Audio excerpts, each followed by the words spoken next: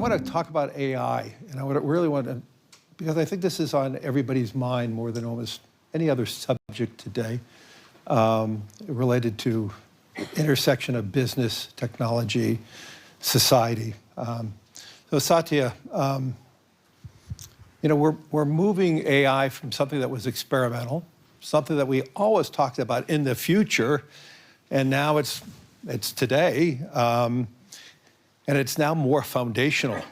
And it's not just foundational for companies, but it really is becoming now foundational for countries and throughout society. And I think, you have an advantage over so many other people, being at the forefront of this technology transition.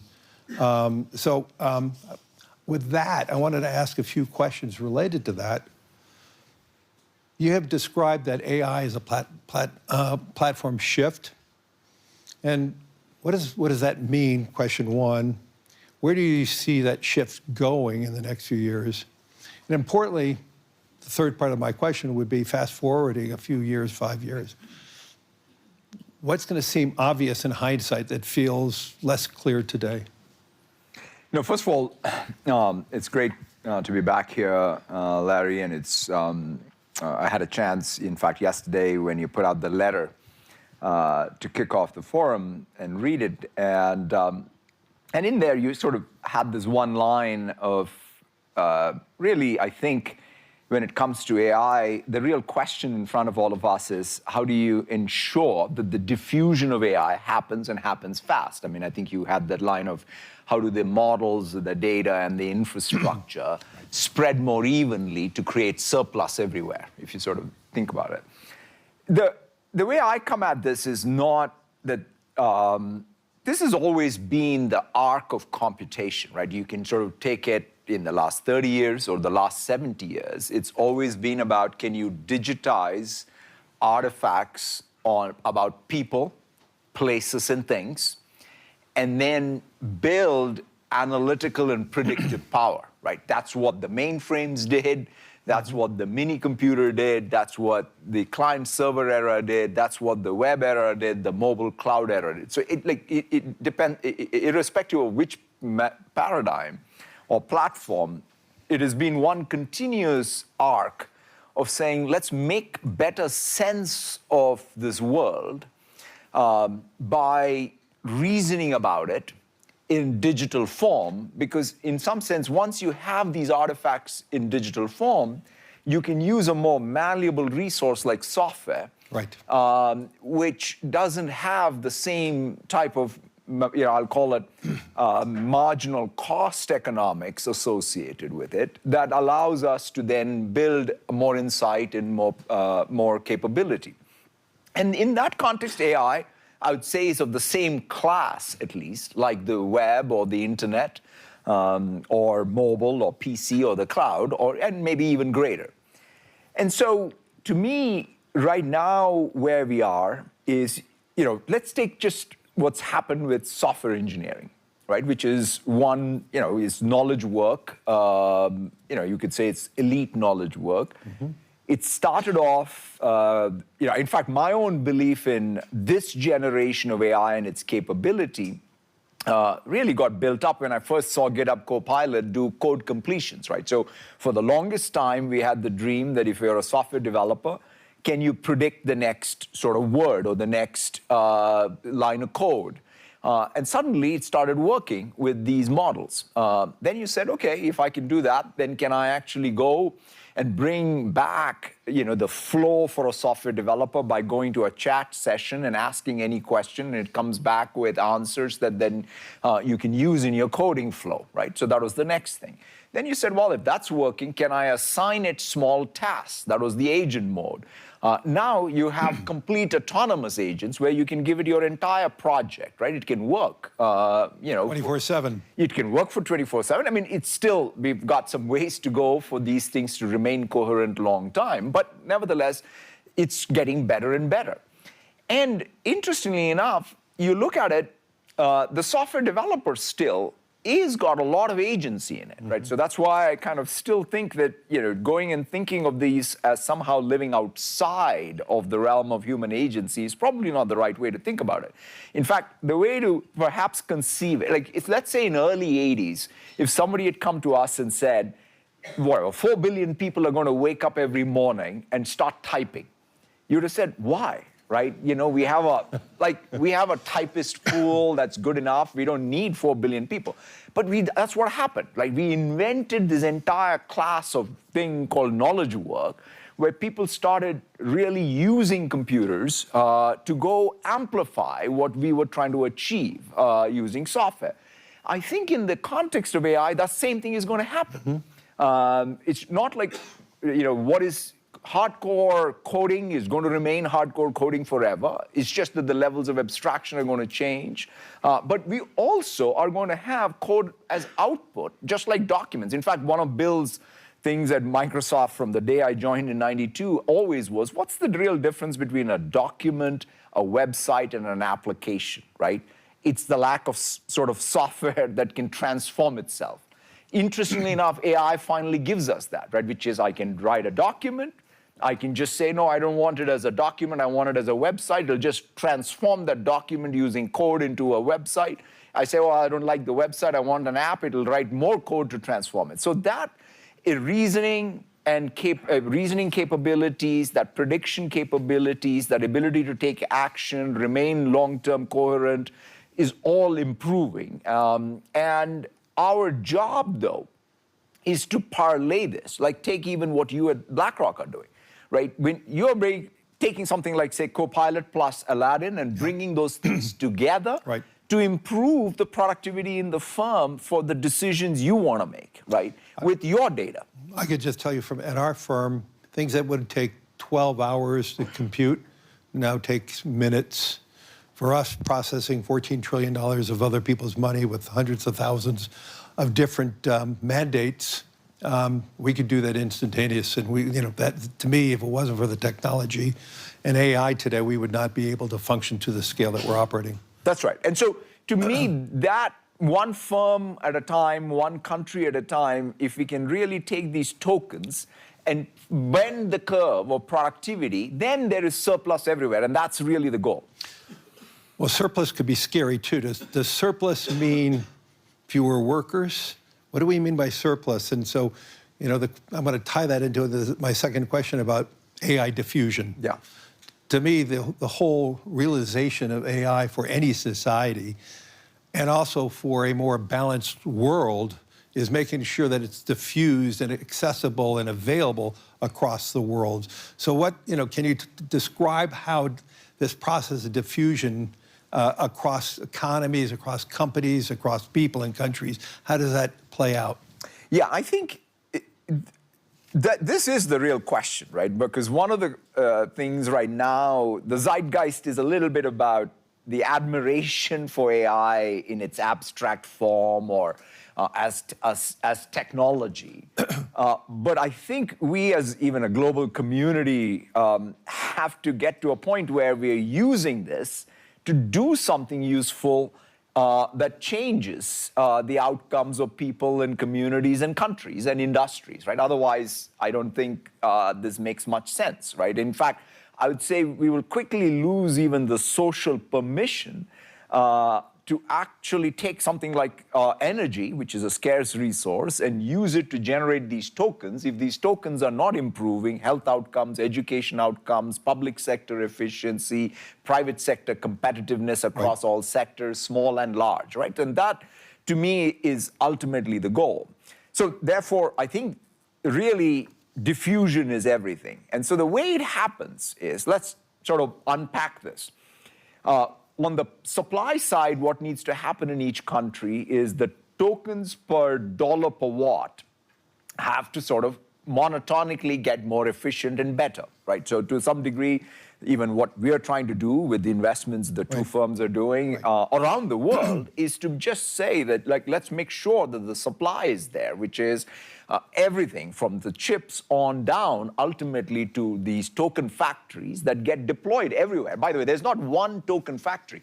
This token factory is the first thing that's going to be diffused all around the world. It's just like electricity, right? You just need a ubiquitous grid of energy and tokens that then will power the rest of the economy, right? So that's, I think, one side of it.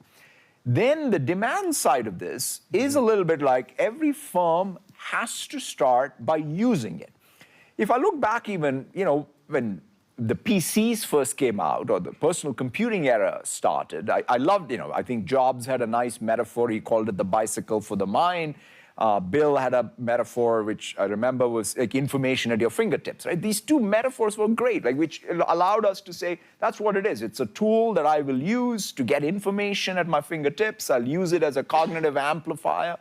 Now, I think that's what we have, but 10x, 100x, right? So in some sense, you, as every knowledge worker, you now have access to infinite minds. That's the way I think about it, right? So there's a Turing Award winner called Raj Reddy who had this nice metaphor of AI, and he had this long before even generative AI. He said either it's a cognitive amplifier or it's a guardian angel, right? So if you think of AI as that, then in the global workforce, right, when a doctor can get to a patient, spend more time with the patient because the AI is doing the transcription and entering the records in the EMR system, entering the right billing code so that the healthcare industry is better served across the payer, the provider, and the patient ultimately.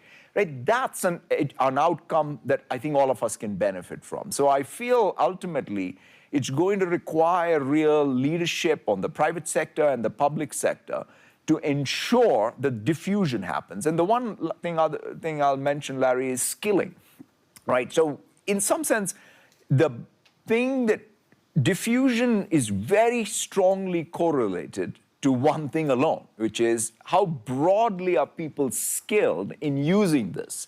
And interestingly enough, I think if mobile has taught us one thing, is it's actually distinct from what happened in the PC, right? I remember even growing up in the global South, there used to be a real relationship between learning Excel skills or Word skills and getting a job. Right now, what's the model? In mobile, it's kind of created the same opportunity, but it's been a lot more consumption-led. It's these creator economy and what have you. But it has not been about sort of, oh, wow, here is how you get a healthcare job, or here is how you get a finance job, or here is how you get, you get ahead professionally. And that needs to come back, right? People need to say, oh, I pick up this AI skill, and now I'm a better provider of some product or service in the real economy. So it's very easy to see how mobile and the diffusion of mobile, how it transformed economies, especially in the global South. How does this, to me, I just read a research report that said the applications for AI so far are heavily weighted towards those who are educated or educated economies. And so does that create that, more of a bifurcation, more polarization? How do we ensure that diffusion is spread evenly? How do we make sure that we're not leaving major portions of society or the world behind? Because I think that's going to be the big issue for us going forward. Yeah, so it's interesting, right? This is one of those times when by definition, and because of the rails that have been established, you said, right, which is what's happened with mobile as well as what's happened with essentially connectivity. Right. You have the ability to sort of deliver the tokens pretty evenly around the world. Right. A lot more so than, let's say, the PC era or even the beginning of the mobile era, right? Because it took a long time for even the smartphone in particular to penetrate all of the world. Whereas now, it's not the case, right? These models and their outputs are pretty much available everywhere. And so the question to me is, what's the use cases that make sense, right? So in fact, one of the demos I always go back to, I think this was even in the beginning of 23, was a rural Indian farmer was able to use a bot built on, I think, a very early GPT-3 or 2.5 even, essentially to reason over some farm subsidies that he had heard about in a local language, and had it even in that very early days have it even show some agentic behavior, right? Like, go complete a form for me. So in some sense, it took, it brought back agency to someone who perhaps didn't have that because the technology was so much more accessible. Right. So I do think it's in our hands, even in the global south, to use it to create, I would say, more of that opportunity where there isn't one. But I think what the necessary conditions still are, do you have the capital investment being put in? Do you even have an environment for capital? Because in an interesting way, we are, for example, as hyperscalers, investing all over, right, including the global south. So as long as there's an environment which attracts the capital investment. And you see the demand. And then, yeah, the demand is there. Yeah. And so the question is, how do you have a set of policies that allow for both the capital to come in, for it to find nexus with, there are certain things, by the way, private capital can do, certain things that public capital only can do. For example, the grid, right? It's not, I mean, grid in most countries is sort of fundamentally driven by governments. By public. And public. And so if you don't have a sophisticated sort of, or rather, if you don't have a real approach to modernizing the grid, that will hold things back. I mean, there's a lot of talk about behind the meter and so on. And yes, there's some amount of that we can do ourselves. We can do that in the US. Many countries can't. Exactly. And it's not long-term scalable, right? I mean, like, to me, a long-term scalable solution is to have, all of these token factories, part of the real economy, connected to the grid, connected to the telco network, delivering. Just like we delivered bits, you have to deliver tokens plus bits. And that's kind of what's going to drive an at-scale, whether it's in the global south or on the developed world. So many people talk about there may be an AI bubble. I mean, the most important thing that we see as an investor is the democratization of technology, and the diffusion of that technology really does then transform the demand. And the companies or the countries that diffuse it fastest are going to be the ultimate winners, not the technology creator. For this not to be a bubble, yep, by definition, it requires that the benefits of this are much more evenly spread. I mean, I think a telltale sign of if it's a bubble would be if all we're talking about are the tech firms, right? If all we talk about is what's happening to the technology side, then that's it's just purely supply side. Right. Ultimately, if we are not talking about, wow, here is a drug, drug that was sort of brought into the market that's super successful because it was AI accelerated the clinical trial. It's not even the magical molecule, right? It's kind of even the rest of what is needed in order to make something much more relevant, right? And so the more we have. And by the way, it's happening, right? So I'm not sort of saying that. That's why I'm much more confident that this is a technology that will, in fact, build on the rails of cloud and mobile, diffuse faster, yep, and bend the productivity curve and bring local surplus and economic growth all around the world, not just economic growth driven by capital expenses, right? Because it's a narrow point in time calculation. It's right now, that's what we're seeing more. That's what we're seeing, in the developed world in particular. But remember, my capital, like that, the one thing that is definitely we're spending a lot of it in the United States, but 50% of it is also all over the world. Right. And so, interestingly enough, it depends on demand all over the world, and the demand all over the world will only be there if there is local surplus all over the world. And so that's sort of the way I see the equation. So let's drill down a little more. As AI diffuses, obviously organizations, companies, governments are going to have to evolve. now getting to the demand side. So how do you think the structure of organizations is changing in an AI world across roles, across teams, management? I'm sure Microsoft has evolved itself. So it'd probably be good to tell the audience, how do you see this diffusion occur and the utilization at the corporate level or at a government level, which ultimately then creates that demand, which eliminates any fears and bubbles? Yeah, no, I think it's probably one of the big challenges with all of these new technologies is when work artifact and workflow changes. That means we, as firms, have to change how we work. In fact, I remember meeting the CEO of Generali, a few years back, and he was describing, he had joined the firm, pre-PC era, and he was describing how, for example, they worked with their agents in the field with faxes, interoffice memos, and suddenly the PC showed up, and people would then put a spreadsheet in an email and send it around, and the entire workflow and the work process changed, right? So similarly, I think with AI, you are going to start seeing actual change in how workflow happens, right? I mean, even preparing, in fact, for me, coming to Davos, 50 bilateral meetings I have, preparing for those, had a particular workflow, right? Which is, there is to be, my field team would prepare notes, and that would come to my HQ, and that would get further refined. And nothing had really changed, right? Since I joined in '92 to essentially even a few years back. Whereas now, I just go to Copilot and say, hey, I'm meeting Larry, please give me a brief. And it comes back and gives me, by the way, the one nice thing is it gives me a 360, right? It knows what we are doing with you as a client, what we're doing as a client of yours, right, and everything in between as an investment. So it captures even information unlike anything else. In fact, what I do is I take that and immediately share that back with all my colleagues across all the functions, right? Think about it. It's a complete inversion of how information is flowing in the organization. It's not like this classic, we have an organization, we have departments, we have these specializations, and the information trickles up.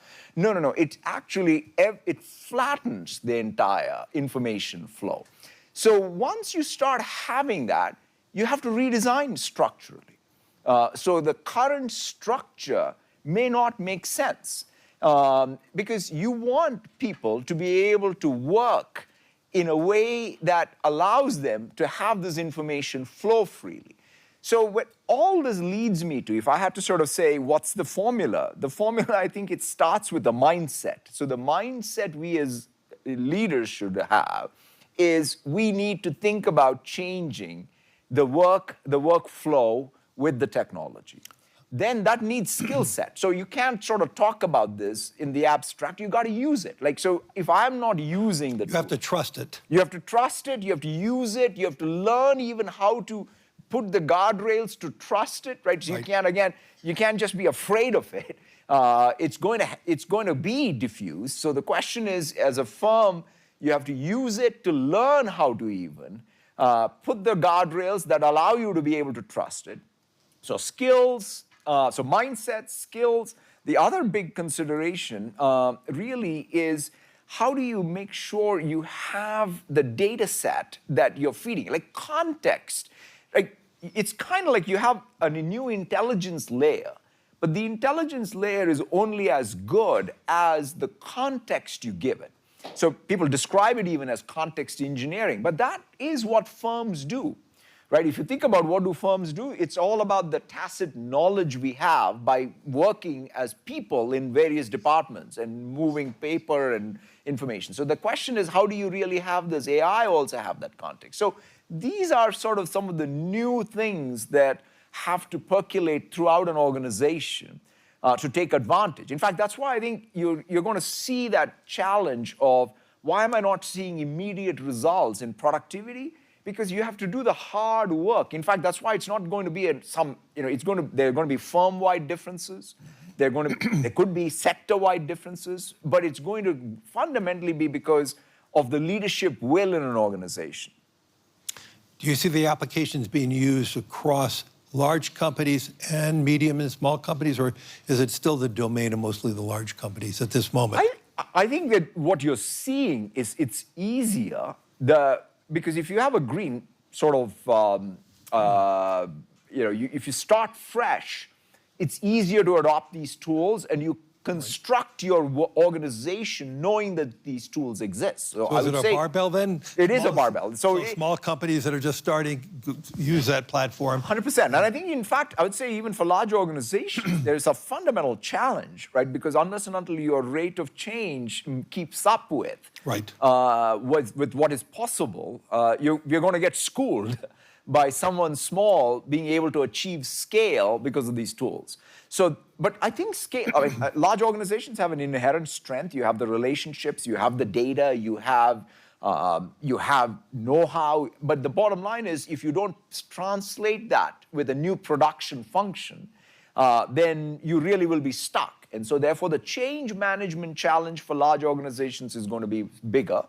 The structural challenge for small organizations of how to overcome scale issues is going to be harder. So it's sort of the two sides. In an interesting way, it's going to be a very competitively intense world where neither side, like whether you're a new entrant or an incumbent, can't take it as like I can just coast. What about country to country? Are you seeing big differences in how the applications are being used? Is AI still the domain of developed countries, or is it becoming rapidly a domain of all countries? I'm seeing, there are two things I would say, Larry. As I travel around the world, the quality of whether it's the know-how, the software developers, the startups, or even large organizations, it's not that different. It's fascinating. You can show up in Jakarta, you can show up in Istanbul, you can show up in Mexico City. It's not that different than showing up even in, say, Seattle or San Francisco, right? It's not, for the first time, just because access to what's happening is there. That said, at scale, the commitment to using this, the risk capital being there, the large companies pushing it hard. I mean, again, the U.S., is, in fact, if I compare it, take financial sector. If in financial sector's adoption of the cloud versus AI, night and day, right? Because in an interesting way, it's much faster when it comes to AI versus it was with the cloud. And cloud because for a variety of reasons. We had regulatory issues too. Until the regulators allowed banks to bring their data out of campus, that was a big issue. Yeah, so I would say, I think wherever, so in the West, in particular in the US, there is clearly a real, I would say, more of an energy around it in terms of going and using it. But it's sort of a lot more uniformly spreading around the world than any technology, at least I've seen. But you mentioned about the power, the grid. Is that going to be one of the determinants of the accessibility? If you do not have cheap power, the demand is costly. 100%. So if you sort of look at the tokens per dollar per watt, which I think in some sense I would claim that GDP growth in any place will be directly correlated. Like if you sort of buy my entire argument that, look, we've got a new commodity, it's tokens. Right. And the job of every economy and every firm in the economy is to translate these tokens into economic growth. Then if you have a cheaper commodity, it's better. And so that's sort of why this tokens per dollar per watt. And by the way, there are many, many elements to this, right? Which is, it's not just the production side. That's why I think even having the grid is important.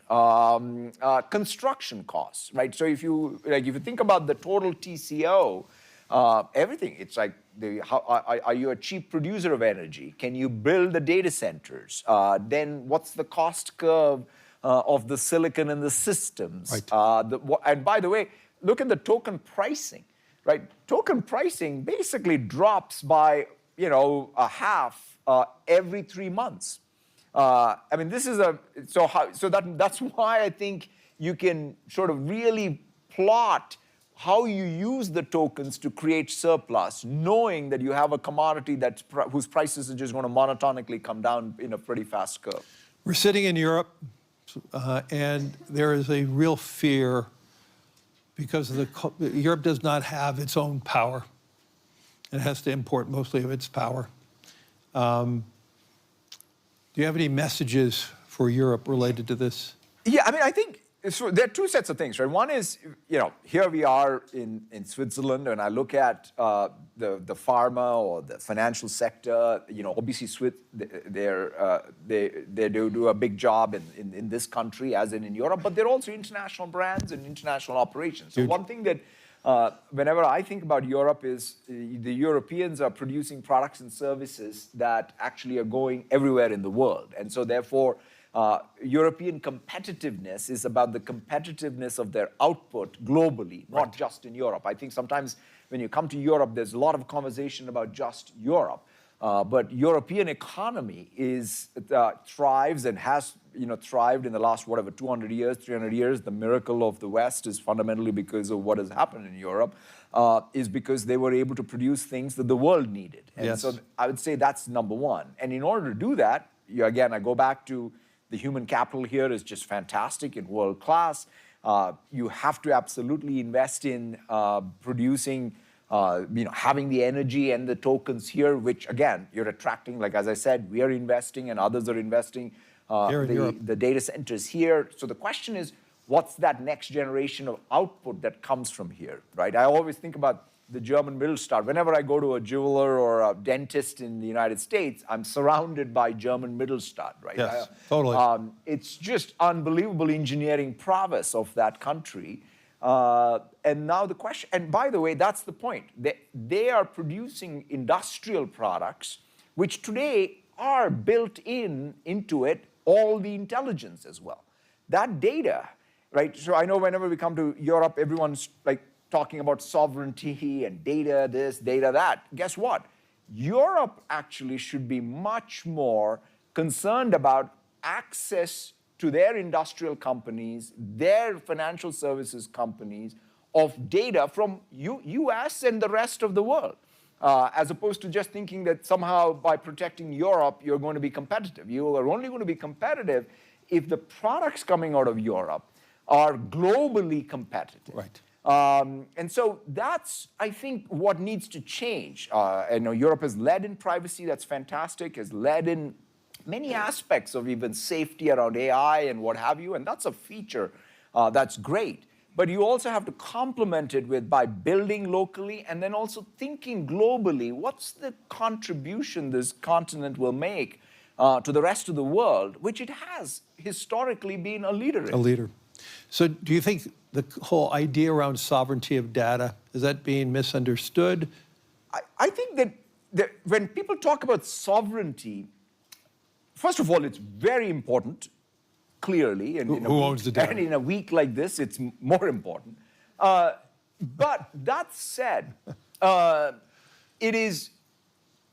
have to kind of think about what does sovereignty mean? Like, for example, in the AI era, the topic that's least talked about, but I feel will be most talked about in this calendar year, will be the sovereignty of a firm.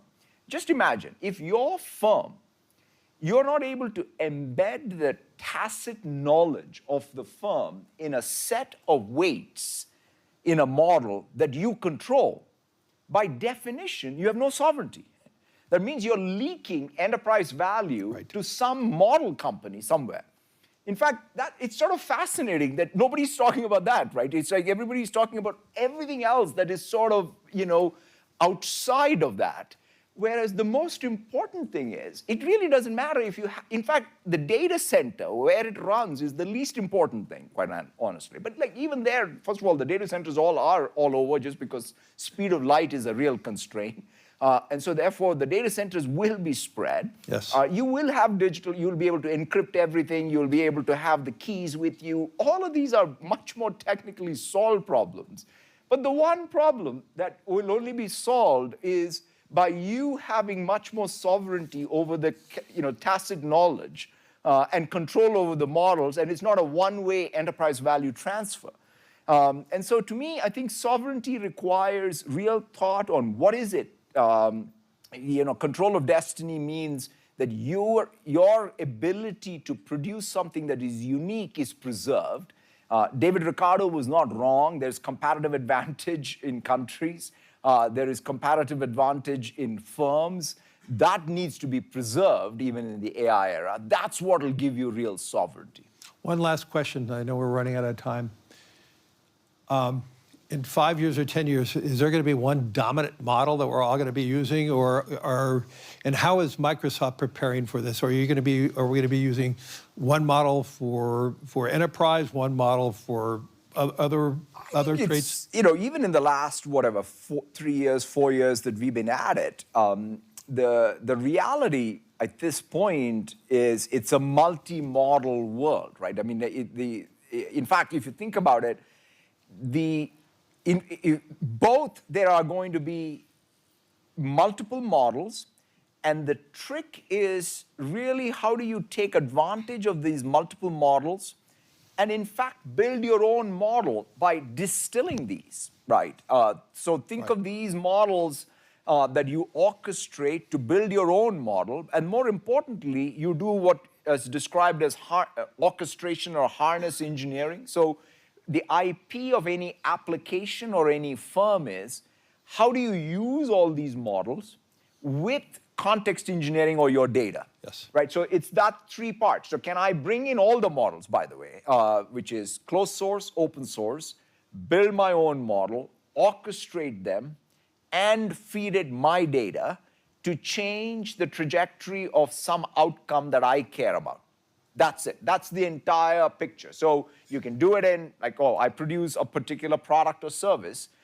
First, I got to do better job in sales, or better job in R&D, or better job in finance, or what have you. And you take that outcome, and then you say, can I use all the models, orchestrate them, and feed it my context? And then as a result of it, the reasoning traces are really leading to some capability and models that I control as my IP. As long as firms can answer that question, they're going to be getting ahead. Ladies and gentlemen, let's thank Satya, my friend. Thank you.